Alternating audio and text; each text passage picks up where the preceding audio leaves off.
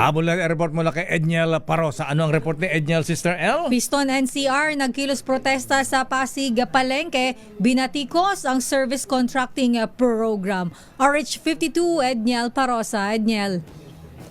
Lakay at Israel, hindi alintana ng nasa 20 hanggang 30 kataong miyembro ng grupong Piston. Itong inip ng sikat ng araw sa tapat ng Pasig Mega Market ngayong Martes. Nagtipon sila bilang bahagi ng protestang bayan na inaasahang magtatanggal agad sa Mayo 1, araw ng paggawa. Kahit epektibo na itong higit 20 pesos na rollback sa diesel ngayong umaga, kinalampag pa rin ng Piston National Capital Region pamahalaan sa kulang umanong aksyon para maibsan ang krisis.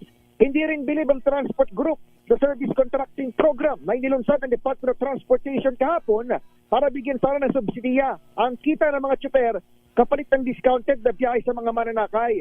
Paliwanag sa DZRH News ni Kuyang Eli Villena, pinuno nitong Piston NCR, pili lamang ang isinasama sa naturang programa at hindi kasama rito ang mga kagaya nilang hindi naman nagpasailalim sa Transport Modernization Program.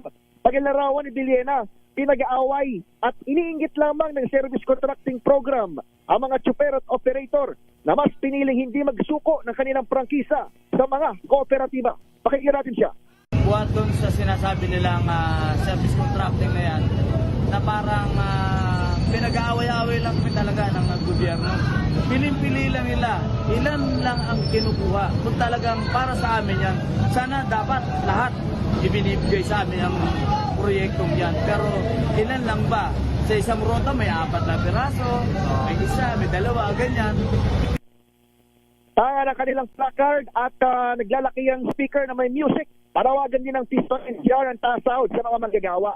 Hindi man sila nanghaharang ng mga bubiyaheng jeepney. Mapapansin ilang mga motorista naman, kahit private motorist, nagpapakita ng suporta sa kanila sa pamamagitan ng pag-aabot ng kakaunting barya.